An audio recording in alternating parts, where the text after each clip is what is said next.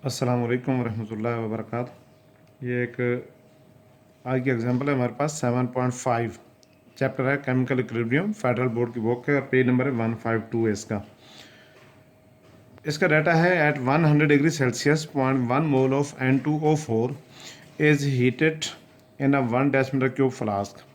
तो क्वेश्चन के डाटा के ऊपर हम गौर करें तो सबसे पहले हमें टेम्परेचर गिवन है और फिर हमें 0.1 mole of N2O4 is heated. अब यहाँ से इस वर्ड से हमें ये समझ आती है कि ये रिएक्टेंट है हमारे पास जिसको हमने हीट किया है in a 1 decimetre cube flask में, वॉल्यूम है उसका 1 decimetre cube. At equilibrium concentration of NO2 was found to be 0.12 moles. ठीक है, तो इसकी जो एक प्रोडक्ट है वो है NO2 नाइट्रोजन डाइऑक्साइड, जो कि रेडिश ब्राउन गैस होती है। उसका जो हमें नंबर ऑफ मोल मिले हैं वो है 0.12 मोल्स।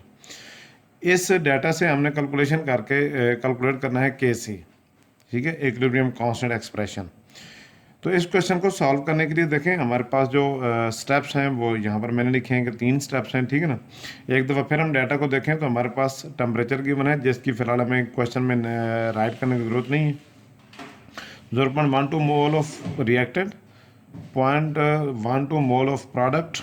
यहाँ से जब तक हम रिएक्टेंट की कंसनट्रेशन एट इक्विलिब्रियम नहीं कैलकुलेट करेंगे तब तक हम Kc के एक्सप्रेशन में कोई चीज़ भी नोट नहीं कर सकते, क्योंकि Kc is equal to concentration of product over concentration of reactant, each raise to the coefficients equal to the number of mole in the balance chemical equation. तो मीन्स सबसे पहले हमें इनिशियल कंसंट्रेशन एक दी गई है, एक की हमें इक्विलिब्रियम कंसंट्रेशन दी गई है, हमें दोनों की इक्विलिब्रियम कंसंट्रेशन चाहिए। तो हम इस प्रोडक्ट की इक्विलिब्रियम कंसंट्रेशन से रिएक्टेंट की इक्विलिब्रियम कंसंट्रेशन फाइंड करेंगे, तब हम ये कैलकुलेट करेंगे। तो देखें सबसे पहला स्टेप ये है कि right the balance chemical equation. आपको जब तक बैलेंस केमिकल इक्वेशन नहीं लिखेंगे तब तक आपको ये नहीं पता चलेगा कि हमारे पास नंबर ऑफ मोल्स प्रोडक्ट के कितने बढ़ रहे हैं और हमने एक्स की वैल्यू या वाई की वैल्यू कैसे कैलकुलेट करनी है। और Kc की वैल्यू को कैलकुलेट करने में नंबर ऑफ मोल्स या कोएफिशिएंट्स जिनको हम कहते हैं वो हमें नहीं पता चलेंगे। दूसरे नंबर पे right initial concentration and find the equilibrium concentration. Initial concentration reactant की गिवन है जबकि इसकी इक्विलिब्रियम कंसंट्रेशन गिवन नहीं है, जबकि प्रोडक्ट के हमें इक्विलिब्रियम कंसंट्रेशन गिवन है। तो इस इक्विलिब्रियम कंसंट्रेशन ऑफ प्रोडक्ट से हमने equilibrium concentration of reactant find करनी है, लिहाजा ये भी ज़रूरी स्टेप है। और तीसरे नंबर पे right the expression for Kc and put the values, फिर हम इसको सॉल्व करेंगे। क्वेश्चन सारा सारा यहाँ पे सॉल्व फॉर्म में देखें N2O4 गोज टू हम 2NO2। इक्वेशन यहाँ पर इस सूरत में बैलेंस होती है कि जब ये नाइट्रोजन टेट्राऑक्साइड या डाई नाइट्रोजन टेट्राऑक्साइड भी कहते हैं, ये जब डिकम्पोज होगा हीट होगा तो ये NO2 में कन्वर्ट होगा, नाइट्रोजन डाइऑक्साइड के 2 मोल्स बनेंगे। इसकी इनिशियल कंसंट्रेशन या C1 हमारे पास है 0.1 मोल, जो कि इनिशियल कंसंट्रेशन है। जबकि इनिशियल लेवल पे अभी रिएक्शन स्टार्ट नहीं हुआ तो इसकी कंसंट्रेशन 0 कंसीडर की जाएगी। और जब इक्विलिब्रियम कंसंट्रेशन की बात करें तो इसमें से चूँकि ये 1 मोल है, 1 mole of N2O4 decompose is to, ठीक ना, दिस वैल्यू। तो हमने क्या करना है कि यहाँ से इसकी कंसंट्रेशन हमने फाइंड करनी है। तो इसकी जब हम कंसंट्रेशन फाइंड करेंगे तो देखें 0.1 मोल में इसमें से कुछ अमाउंट है जो डिकम्पोज हो रही है, कुछ अमाउंट है जो डिकम्पोज हो रही है। जो अमाउंट डिकम्पोज हो रही है उसका हमने यहाँ पे x लिखा है। ठीक हो गया। अब ये हमारे पास जो है ना, हमने इसमें से x की वैल्यू फाइंड करेंगे। जो x की वैल्यू यहाँ से आएगी वो हम यहाँ से माइनस करेंगे ताकि इसकी इक्विलिब्रियम कंसंट्रेशन मिल जाए, ये टू बी फाउंड। अब हमें गिवन है क्वेश्चन के अंदर ही कि concentration of NO2 was found to be 0.12 moles. तो यहाँ पर हमें 12 मोल की कंसंट्रेशन गिवन है, लेकिन याद रखें ये पूरी की पूरी कंसंट्रेशन है जिसमें 2 मोल्स ऑफ NO2, क्योंकि जितने भी NO2 बने हैं उसकी कंसंट्रेशन ओवरऑल वहाँ पर जो मिली है या नंबर ऑफ मोल मिले हैं वो 0.12 मोल है।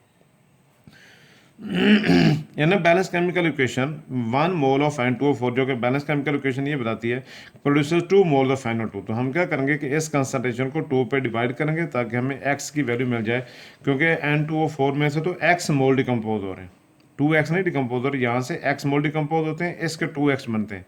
तो हमें क्या करना है, यहाँ से पहले 2x में से x की वैल्यू कैलकुलेट करके उस x को यहाँ से माइनस करेंगे।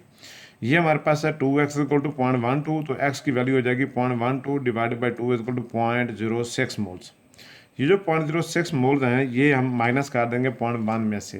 ठीक है, जब हम इसको 0.1 में से माइनस करेंगे तो कंसंट्रेशन ऑफ NO2, ठीक है ना, जो हमें x रिक्वायर्ड है, जो हमने वहाँ से माइनस करना है वो 0.06 है। और कंसंट्रेशन ऑफ N2O4 रिएक्टेंट है 0.1 माइनस 0.06 इक्वल टू 0.04। ये हमारी वैल्यू है जिसको हमने Kc में एक्सप्रेशन में पुट करना है। ठीक हो गया। ये हमने फाइंड करने दिया, सारा प्रोसेस जो हमने अभी तक किया वो इस कैलकुलेशन के लिए किया, ठीक है। अब अगला जो स्टेप है वॉल्यूम, क्योंकि concentration is equal to number of mole पर यूनिट वॉल्यूम। वॉल्यूम यहाँ पर गिवन है 1 डेसीमीटर क्यूब, तो 1 क्यूबिक डेसीमीटर से डिवाइड कर लें, एक्सप्रेशन में लिख लें, अच्छी बात है। ना भी लिखें तो आपके क्वेश्चन में ये आंसर में फ़र्क नहीं आएगा। देखें, now volume equal to 1 cubic decimeter, put the values in Kc expression. Kc is equal to concentration of NO2 power 2, क्योंकि इसके नंबर ऑफ मोल्स हैं 2, तो ये जो नंबर ऑफ मोल्स हैं वो इसकी Kc एक्सप्रेशन में पावर बन जाएंगे, divided by concentration of N2O4। यहाँ पर हमारे पास इसका जस्ट 1 मोल है, तो यहाँ पर पावर 1 ही होगी। अब इसकी कंसंट्रेशन जो हमें मिली थी, जो कि क्वेश्चन के अंदर भी गिवन है 0.12 मोल्स, ठीक है, तो हम यहाँ पर वैल्यू पुट कर देंगे पावर 2 और divided by concentration of N2O4 that we have calculated that is 0.04।